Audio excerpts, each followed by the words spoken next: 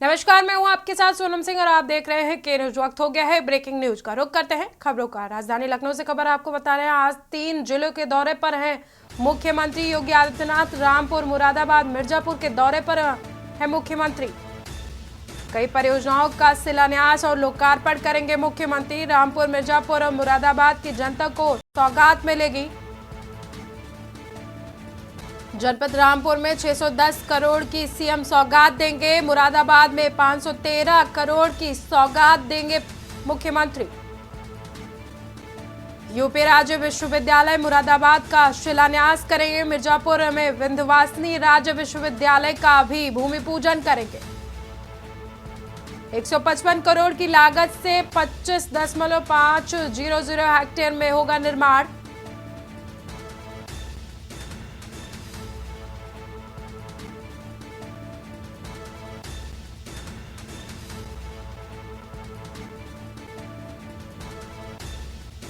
मिर्जापुर में विंध्यवासिनी राज्य विश्वविद्यालय का भूमि पूजन करेंगे मुख्यमंत्री योगी आदित्यनाथ।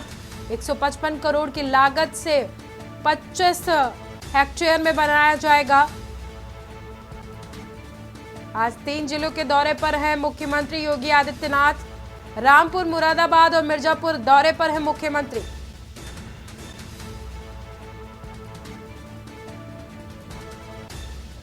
कई परियोजनाओं का लोकार्पण और शिलान्यास करेंगे। रामपुर, मिर्जापुर और मुरादाबाद की जनता को सौगात देंगे मुख्यमंत्री।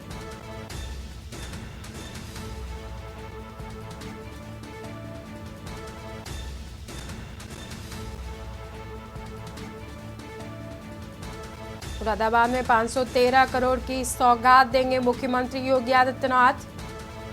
यूपी राज्य विश्वविद्यालय मुरादाबाद का शिलान्यास करेंगे मुख्यमंत्री।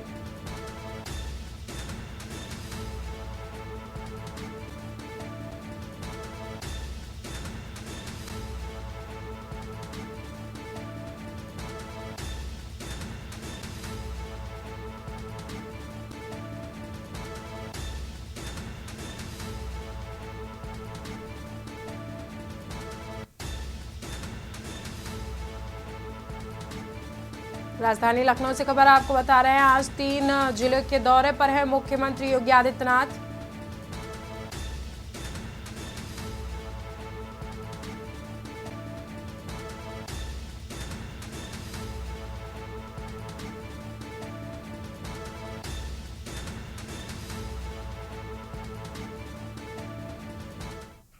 इसी बीच लखनऊ से खबर सामने आ रही है। आपको बता दें कि राजधानी लखनऊ से खबर आपको बता रहे हैं, लखनऊ में व्यापारी ने खुद को गोली मारी है। कर्ज में डूबे आहत तो व्यापारी ने खुद को गोली मारकर आत्महत्या की है। सूदखोर से परेशान होकर व्यापारी ने सख्त कदम उठाया। गोली लगने से 46 वर्षीय हर्षित टंडन की मौत हुई है।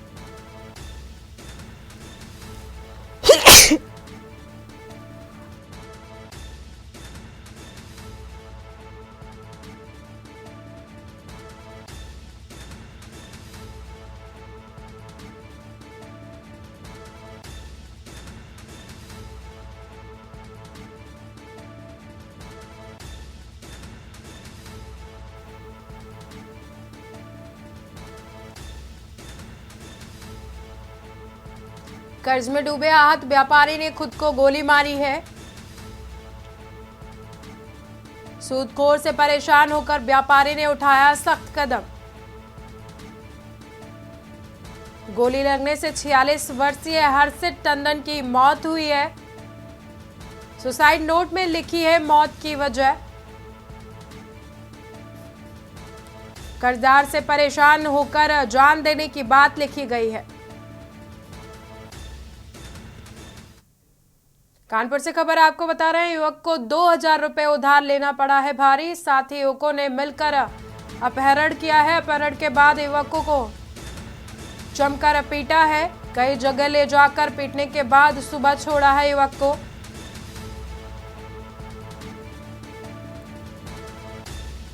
आरोपियों ने रंगाकर पीटने का जो वीडियो है वो सोशल मीडिया पर वायरल हो रहा है। पीड़ित युवक ने थाने में जाकर शिकायत दर्ज कराई है। आरोपियों के खिलाफ गंभीर धाराओं में मुकदमा दर्ज किया गया है, जिसके बाद पुलिस ने 4 से 5 आरोपियों को गिरफ्तार किया है।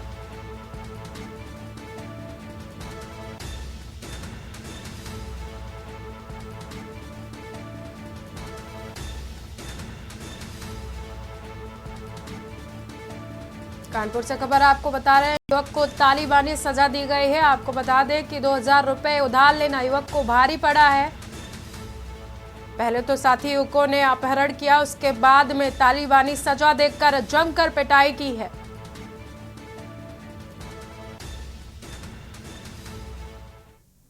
महराज के देहात कोतवाली स्थित निर्माणाधीन भवन की छत गिरने से बड़ा हादसा हुआ है। आपको बता दें कि भवन की छत गिरने से कई मजदूर छत के नीचे दब गए हैं, वहीं दर्जनों घायल हुए हैं। आनन फानन में प्रशासन द्वारा राहत बचाव कार्य शुरू किया गया है, जिसमें लगभग 10 घायल मजदूरों को निकाला गया है, जिनका इलाज अस्पताल में चल रहा है। तो वहीं 2 मजदूरों की मलबे में दबने से मौके पर ही मौत हो गई।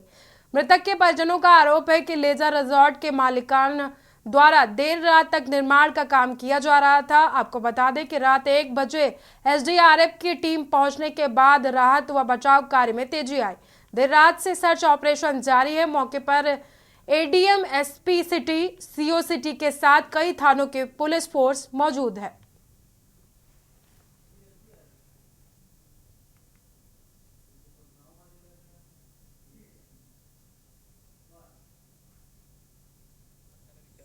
दो लोगों के मृत्यु होने की सूचना है, जिनको निकाला गया है। अभी राहत कार्य जारी है। कितने लोग इस मजदूर इसमें काम कर रहे थे? देखिए, ये अभी पूरा राहत कार्य जारी है। राहत कार्य खत्म हो जाएगा तभी इसमें पूरी एग्जैक्ट संख्या समझ में आएगी। अभी तक जो है अभी तक 2 लोग जो है निकाले गए हैं। शासन जाने नहीं, देखिए हाथ देख लीजिए किस तरीके निकालना है। अभी आदमी इसमें दबा पड़ा है, एक आदमी किस तरीके निकल के उसको लेकर चले गए हैं, एक आदमी उसमें पड़ा है। कितने लोग दबे हुए हैं? अभी देखिए हमारे गांव के 2 लोग हैं। अभी 2 लोग 5-6 आदमी आए हैं, इसमें से अभी पता नहीं है आदमी कहाँ है। और राहत कार्य अभी जारी है।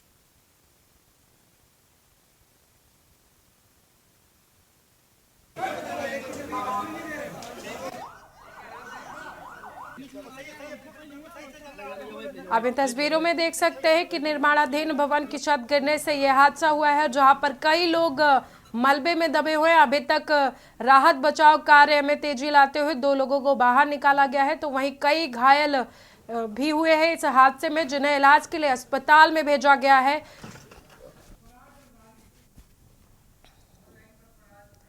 इसी खबर पर ज्यादा जानकारी के लिए हमारे साथ जुड़ चुके हैं फराज अंसारी। फराज, निर्माणाधीन भवन की छत गिरी है जिसमें कई लोग दबे हैं और कई घायल हुए हैं, क्या कुछ पूरा मामला है? कि जनपद बहराइच के कोतवाली देहात इलाके में स्थित लेजर रिजॉर्ट है, और लेजर रिजॉर्ट में निर्माणाधीन भवन की जो है स्लैब पड़ रही थी।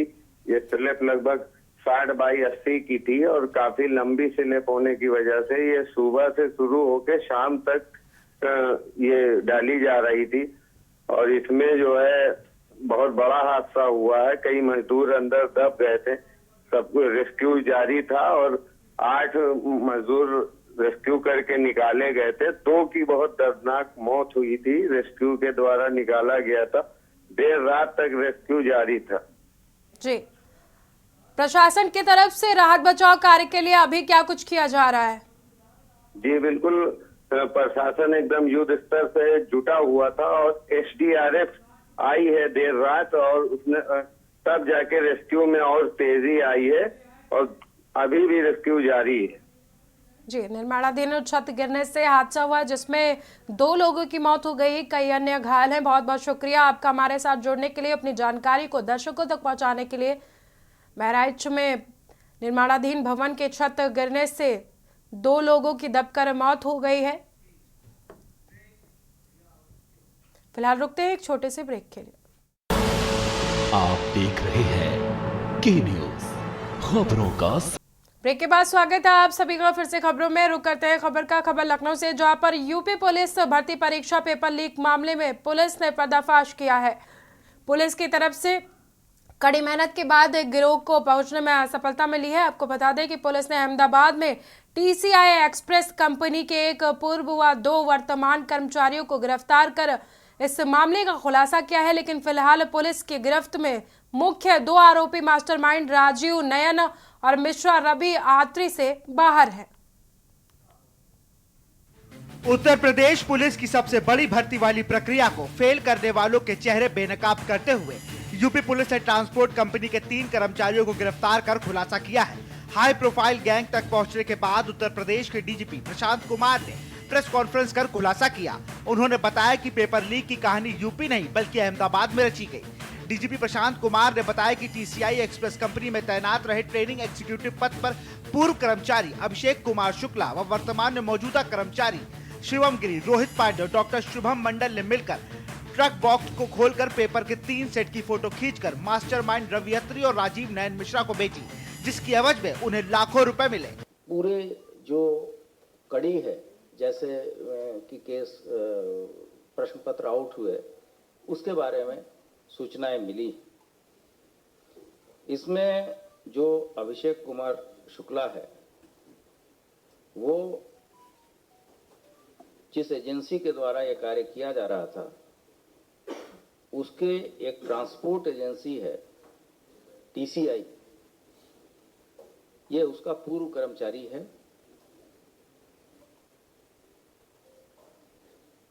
दूसरा शिवम गिरी, ये टीसीआई का वर्तमान कर्मचारी है, तथा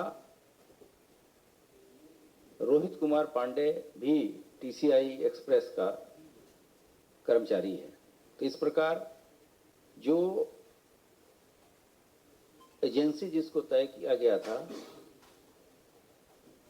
उन्होंने टीसीआई को प्रश्न पत्र छपने के बाद से स्टोरेज तथा ट्रांसपोर्टेशन की जिम्मेदारी दी थी।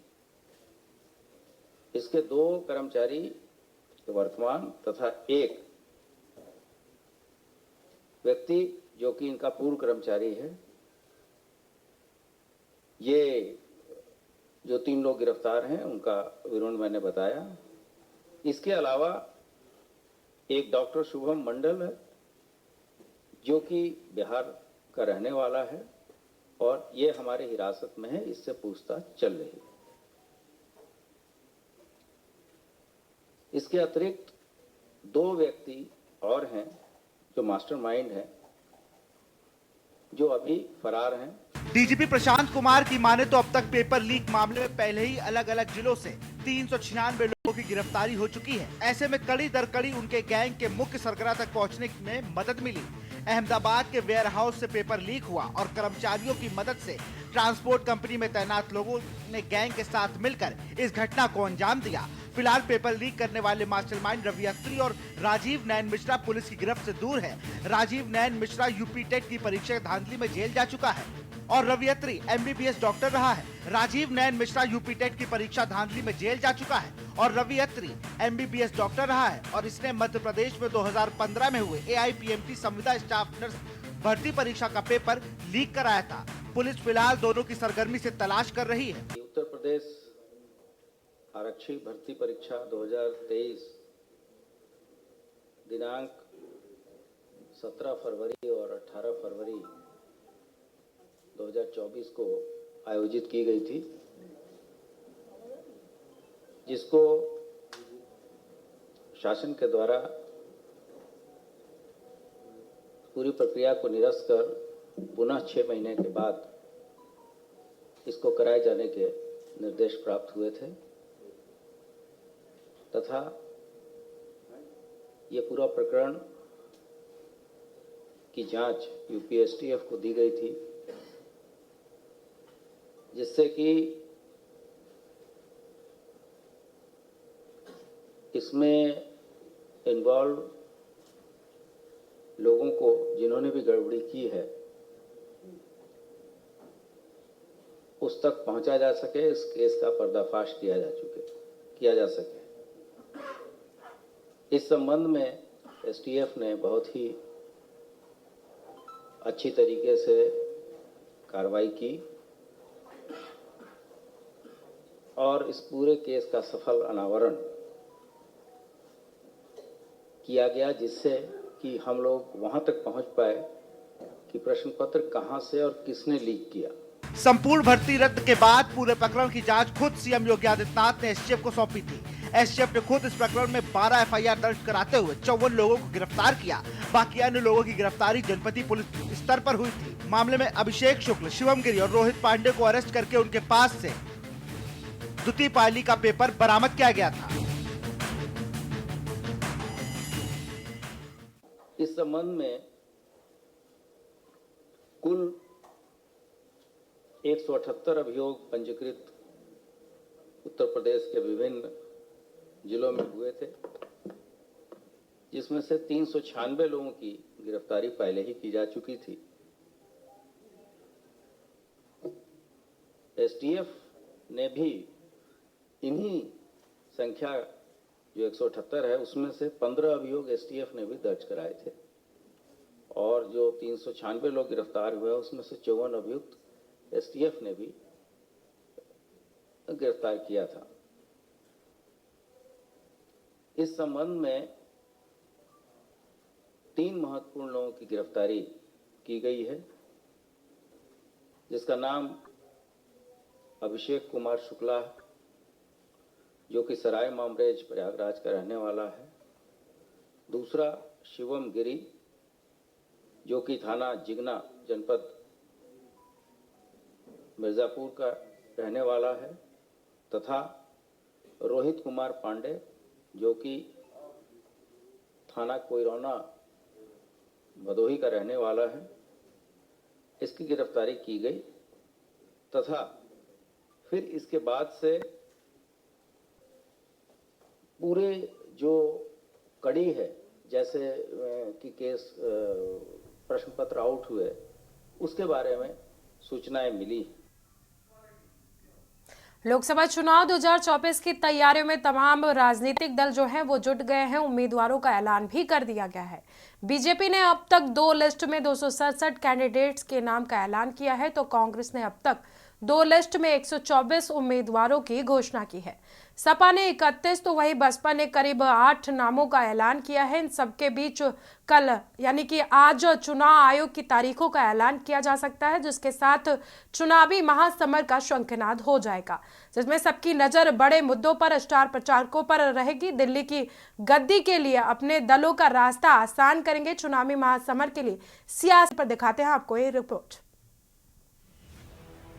चुनाव आयोग शनिवार दोपहर 3 बजे 2024 के लोकसभा चुनाव की तारीखों का ऐलान करने वाला है। मतदान 7 चरण में होने का अनुमान है। ऐसे में अब सभी दलों की नजर चुनाव आयोग पर टिक गई है। जहां एक तरफ सियासी दल चुनाव की तारीखों का इंतजार कर रहे हैं, तो दूसरी तरफ चुनाव के मुद्दे भी तय हो रहे हैं। यूपी की 80 लोकसभा सीटों पर जीत के लिए हर सियासी दल अपना पूरा दमखम लगा रहा है। लोकसभा चुनाव 2024 में राम मंदिर, विकास, परिवारवाद, भ्रष्टाचार, बेरोजगारी, जातिगत जनगणना अहम मुद्दे माने जा रहे हैं। यूपी की 80 लोकसभा सीटों पर होने वाली जंग में राम मंदिर का मुद्दा छाया रहेगा। एक तरफ भाजपा भव्य राम मंदिर की प्राण प्रतिष्ठा का श्रेय ले रही है। मंदिर की प्राण प्रतिष्ठा के बाद लगातार भाजपा के नेता से लेकर मंत्री तक लगातार अयोध्या के दौरे कर रहे हैं, तो वहीं विपक्ष पूरे मुद्दे पर सियासत कर रहा है और राम मंदिर की प्राण प्रतिष्ठा को लेकर सवाल उठा रहा है। विकास के मुद्दे पर सत्ताधारी भाजपा पिछले 10 साल से विपक्ष को घेर रही है। बीते 10 साल में बिजली, सड़क, पानी से लेकर तकनीक तक के क्षेत्र में सरकार की उपलब्धियों को चुनाव के दौरान जमकर प्रचारित करेगी, तो वहीं विपक्ष विकास के दावों को खोखला बताने के लिए महंगाई, बेरोजगारी जैसे मुद्दों को उठाएगी। परिवारवाद के मुद्दे पर चुनाव से पहले ही राजनीतिक दलों में सियासी संग्राम छिड़ा हुआ है। एक तरफ भाजपा विपक्ष को परिवारवादी पार्टियों का गठबंधन बता रही है, तो दूसरी ओर विपक्ष के प्रधानमंत्री नरेंद्र मोदी के परिवार पर सवाल उठाने से भाजपा ने इसे ही अपना हथियार बना लिया और मोदी परिवार नाम से सोशल मीडिया कैंपेन तक शुरू कर दिया। भ्रष्टाचार का मुद्दा लोकसभा चुनाव में बेहद अहम माना जा रहा है।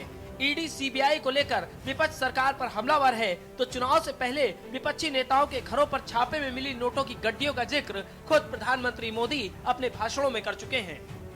बेरोजगारी का मुद्दा भी विपक्ष चुनाव के दौरान जमकर उठा सकता है। भर्ती परीक्षाओं में होने वाले पेपर लीक का मुद्दा भी चुनाव के दौरान विपक्ष उठाने को तैयार है, तो वहीं सत्ता पक्ष पेपर लीक के बाद सरकारों द्वारा की गई कार्रवाई को भी गिनाने को तैयार बैठा है। चुनाव प्रचार में सियासी दलों के बड़े चेहरों की बात करें तो नरेंद्र मोदी, यूपी सीएम योगी आदित्यनाथ, कांग्रेस से राहुल गांधी, प्रियंका गांधी वाड्रा, बंगाल सीएम ममता बनर्जी के साथ अखिलेश यादव जैसे बड़े चेहरे चुनावी महासमर में चुनाव प्रचार में हुंकार भरेंगे। 2014 से देश में चुनाव कहीं भी हुआ हो, भाजपा के लिए बड़ा चेहरा प्रधानमंत्री नरेंद्र मोदी ही रहे हैं। इस चुनाव में भी भाजपा के लिए प्रचार का सबसे बड़ा चेहरा प्रधानमंत्री नरेंद्र मोदी ही माने जा रहे हैं। तो वहीं स्टार प्रचारक के तौर पर CM Yogi Adityanath all time favourite की तरह पूरे देश में डिमांड पर होंगे। लोकसभा सीटों के लिहाज से उत्तर प्रदेश देश का सबसे बड़ा सूबा है। राज्य में 80 लोकसभा सीटें हैं। यहाँ के मुख्य विपक्षी पार्टी समाजवादी पार्टी के लिए प्रचार का चेहरा अखिलेश यादव रहने वाले हैं, जबकि कांग्रेस की तरफ से राहुल गांधी और प्रियंका गांधी प्रचार की कमान संभालेंगे। यूपी में सपा कांग्रेस के गठबंधन से 80 सीटों की जंग दिलचस्प हो चली है। बिहार और बंगाल की बात करें तो बिहार में विपक्षी महागठबंधन के प्रचार का चेहरा राजद नेता बिहार विधानसभा के नेता प्रतिपक्ष तेजस्वी यादव होंगे। तो वहीं बंगाल में टीएमसी के लिए ममता बनर्जी प्रचार की हुंकार भरेंगी। 2019 लोकसभा चुनाव की तारीखों का ऐलान 10 मार्च को हुआ था। तब देश में 7 चरण में मतदान हुए थे। 11 अप्रैल को पहले दौर का मतदान, जबकि 19 मई को 7वें यानी आखिरी दौर की वोटिंग हुई थी। वोटों की गिनती 23 मई को हुई थी। चुनाव नतीजों में भाजपा को 303 सीटें मिली थी। कांग्रेस को 52 सीटों से ही संतोष करना पड़ा था। वहीं डीएमके को 24 सीटें मिली थी, जबकि टीएमसी 22 सीटें जीतने में सफल रही थी। चुनावी महासमर के लिए सियासी दल तो तैयार हैं, लेकिन लोकसभा चुनाव 2024 में विपक्ष बीजेपी को जीत से कैसे रोकेगा, ये भी बड़ा सवाल है। विनीत शर्मा, स्पेशल डेस्क, के न्यूज इंडिया।